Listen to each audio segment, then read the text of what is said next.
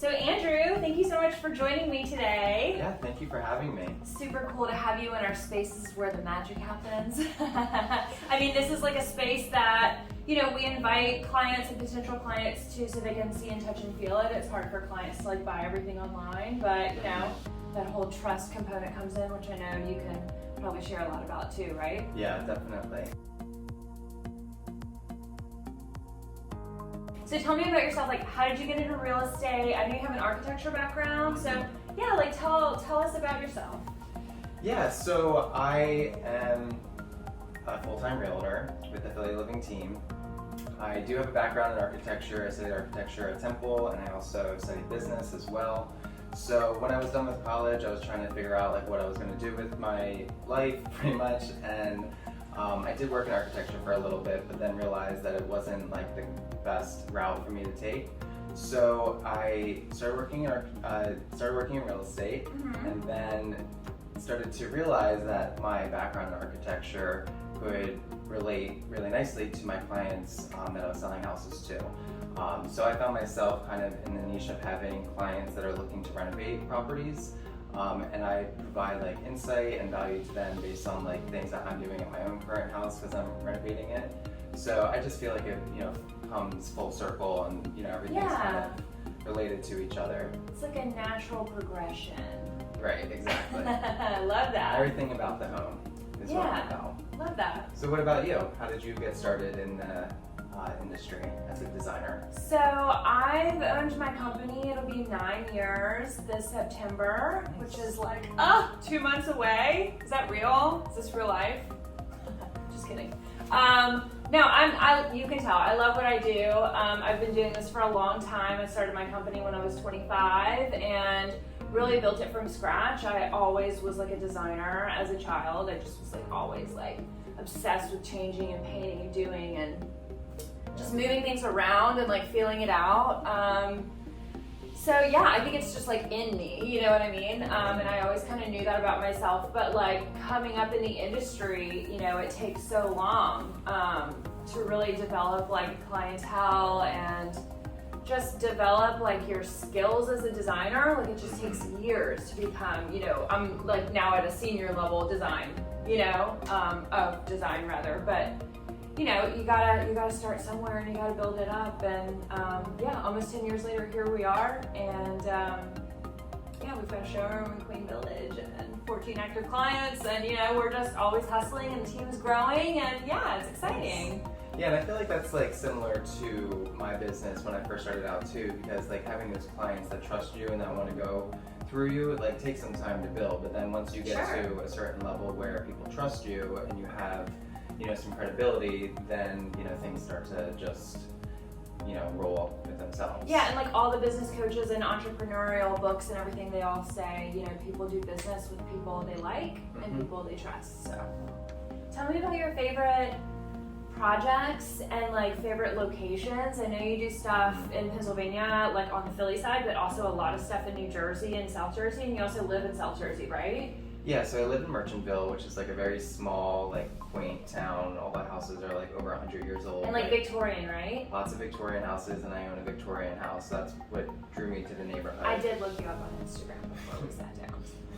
Yeah, so, you know, I love Merchantville obviously because I live there, but other areas that I, you know, enjoy working in are Haddonfield or Morristown because it still has like that similar like small town, like historic vibe to them. Yeah, we've done work there. So those towns, you know, are really, really nice. But then on the Philly side, you know, I think that some of the zip codes that are a little bit more modern, like Fishtown and Northern Liberties, are, you know, fun places to be. Are there any specific areas that you work in that, you know? So I'm working on taking my company national at the moment. We're taking on our first Florida project and potentially a Denver project around the corner. So, but the bread and butter for Henck Design over the years has been being located in the city, which is sort of like in between the shore and like the main line and PA suburbs just outside of Philadelphia, right? So we kind of cater to all three markets, which I'm really passionate about because it gives me the ability to not just be like one note with like modern new construction. Do you know what I mean? We get a lot of like mainline or suburban jobs where people are renovating, right? And they're, you know, really overhauling stuff. And I think right now, I mean, you could probably expand on this too, but you know, it's such like a seller's market that like people are getting top dollar for like fixer-uppers. Right. You know, so it's like, the inventory is so limited on the real estate side that, you know, people, it's really hard to find that like turnkey dream home. Like you almost are like locked into probably doing some work unless you're spending like, you know. Exactly, yeah. Or if you're going to be like searching for 6 months for a house. Right. Like what's your timeline? Because yeah, so we do shore, down the Jersey Shore, you know, we do a lot of beach properties and we do a lot of stuff in the city, whether it's like Rittenhouse, Red Hospital, a lot of it's new construction, but sometimes renovations as well, and then mainline as well. So. And that's what's so great about this area in Philly too, is because you're so centralized to so many different things. You know, me being over the bridge in Merchantville, which is just 10 minutes from the city, like I chose to live there so I would have access to clients in the main line or in Philly or even, you know, down the shore.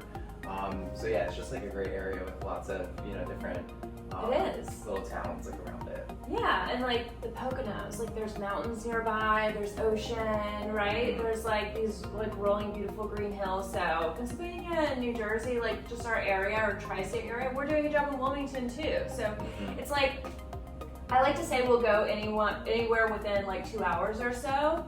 Okay. But you know, as we grow, we have like a bigger footing and reach. Yeah. So, House of Andrew Tyler. I obviously follow you on Instagram. I love your aesthetic. I feel like we kind of have this like black and white thing in common, and you know, you've been really busy renovating. Like, was it mostly through COVID? Yeah, so I bought my house right when the pandemic started, like a month before. And so like February 2020. Yes. Okay. So I had all these renovation plans, and then, excuse me, as when they were about to get started, then everything shut down, and like I couldn't have like my rough and electric inspected or like my so you just like drywall started installed. swinging a hammer.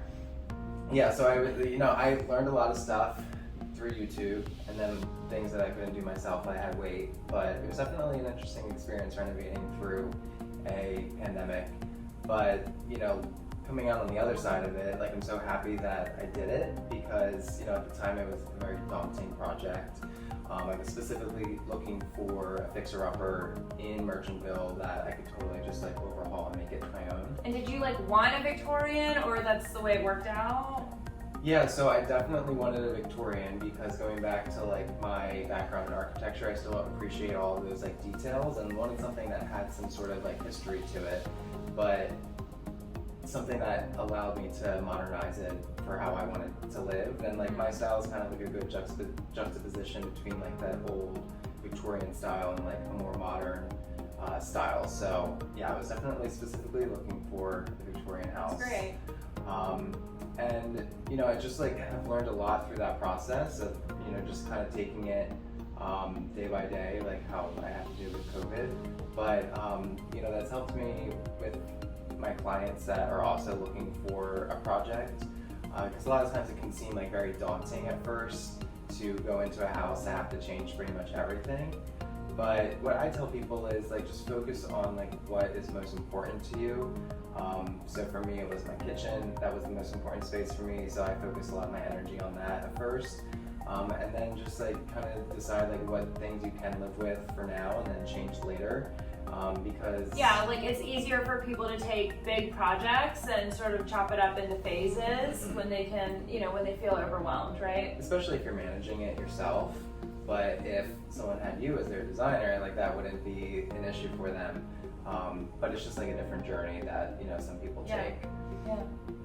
So you do a lot of renovation work as well. And tell me about that show that you filmed last year. Yeah, so that was Sell This House. It aired on A&E and FYI, and it was all about renovations and like getting properties together in like 3 days to sell. Wow. So it was very intense, and there were all sorts of like contractors around, but I'm like a kid in a candy store. I mean, I've always been around, not like heavy duty construction, but I guess when I was young, we had rental properties that were my dad's, and every summer I would be like scraping paint or like ripping up floors or like just painting and like just doing projects like around those houses, and it would just be me and the handyman and he just taught me everything he knew, you know. So from, you know, even middle school and high school, I always was just like working on like house projects and have this like designer mind, and always was wanting to transform spaces. So I'm always happy to be like walking up and down a staircase with, you know, like that's halfway completed. Like I'm just like into that world. I'm fine. I wear like black and nice clothes every day, even if I know I'm gonna get covered in drywall dust at a project. You know, it's just like part of my life. And showing up to the job site with your not with heels. Yeah. I will wear closed-toed shoes when it's appropriate.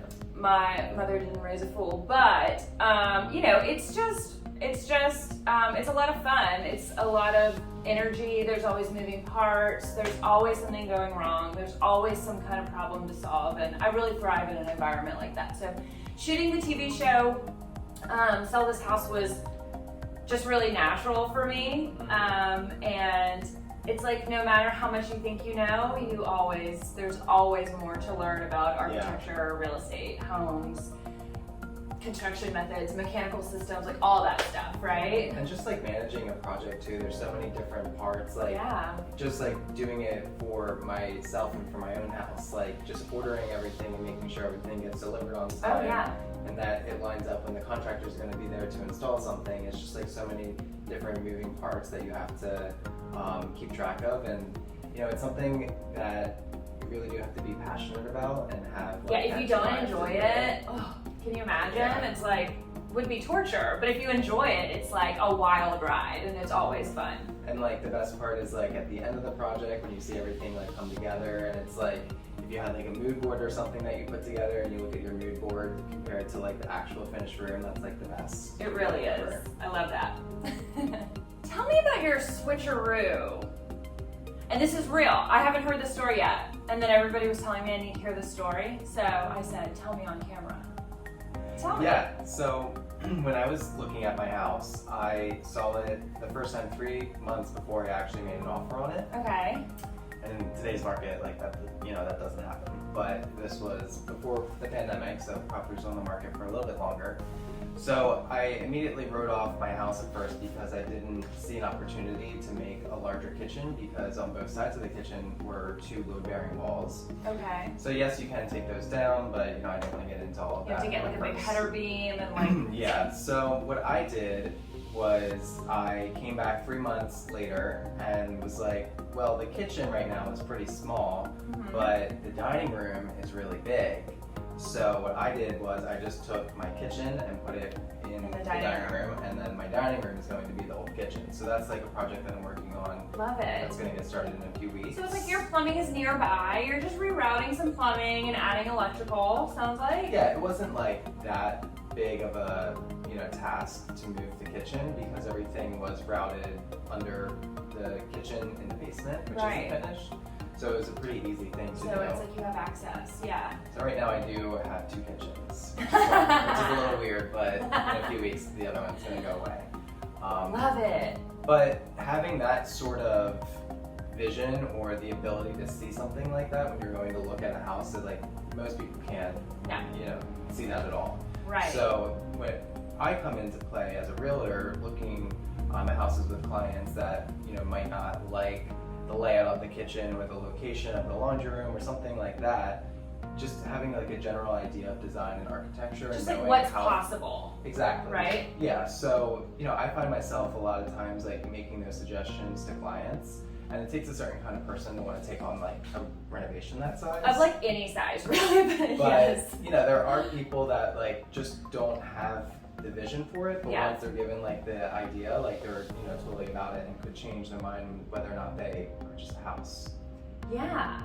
So how do you know if someone is that kind of personality that like they just need a good idea, but they're down to run with it once you give it to them? Like, how do you know that personality when you find them? So I always have like an initial conversation with the buyer before I meet with them, and it's kind of like a 15-minute consultation with them. And when I'm asking them if they want something that's renovated or they're willing to do some projects, that's like the first step. And then if they say, yeah, I'm willing to do like some work here and there, I'm like, okay, well, like I'm trying to get an idea of like your threshold for renovation. So would you totally gut a kitchen, floors, cabinets, countertops, everything? So you like qualify them with like good questions. I love it. Right, and I think that the kitchen's one of the biggest projects that you can do in your house. It displaces you from like your home for 6 weeks sometimes. Even if you're living there, you can't use the kitchen, so it's pretty inconvenient sometimes. So if someone's willing to take on that kind of project, then that gives me a pretty good idea of like what they're willing to do in their threshold. And then just like showing them houses and saying like, oh, you could do this, and seeing what their reaction is to that gives me a pretty good idea. Yeah, nice. I love that. And then because you really have to find the right people who want like that style of experience, right? Like you said, it's not for everyone. Yeah, it's about like being able to visualize what the space could be. I know all about that. So what I do, and what a lot of designers do, is create mood boards. So yeah, and I see on that you note, have one there that you created. Yeah, so this is our clients in Bryn Mawr.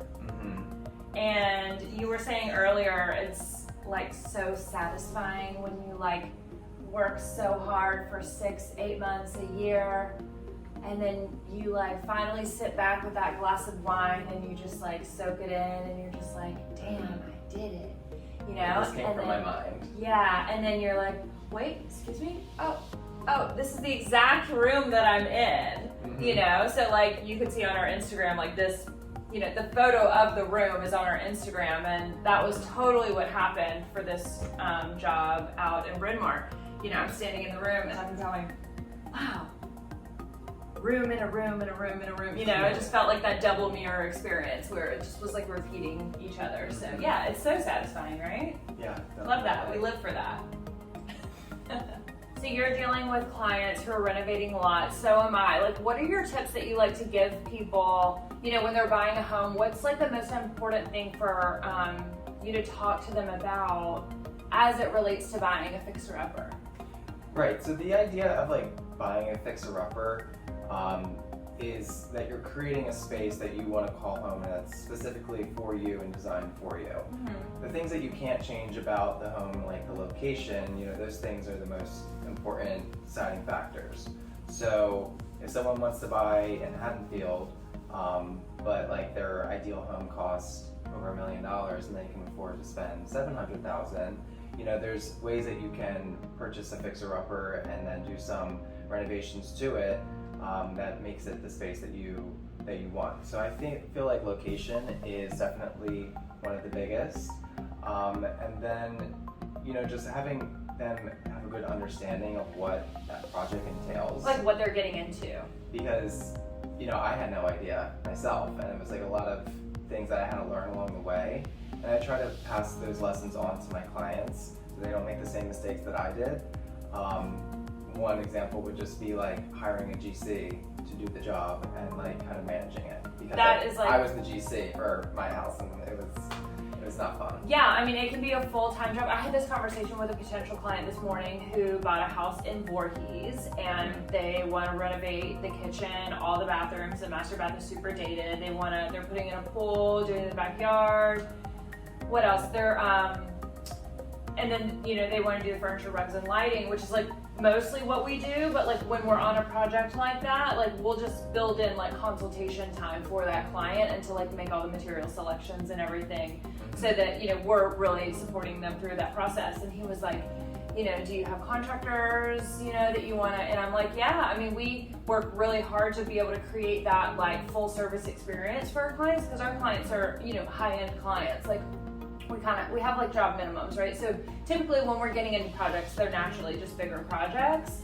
And I was just talking to him about he and his wife, or fiance rather,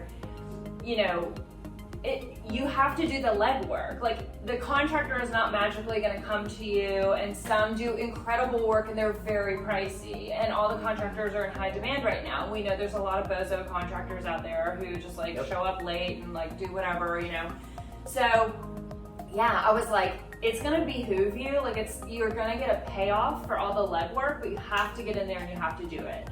You have to find, like, you may have to walk 4 or 5 guys through, you know, before you find the right person. It could be more than that. So yeah, I think educating the client on like what they're about to get into is definitely high on the list. Setting the expectations early on, like for your industry or in real estate, is very important, because people come to us like as a realtor or as a designer because we're professional and we, you know, have a good understanding of the industry and like what's involved. Yeah, we're experts, and a lot of times these people, they've never done it before, you know, so yeah, that's why they're knocking on the door, right?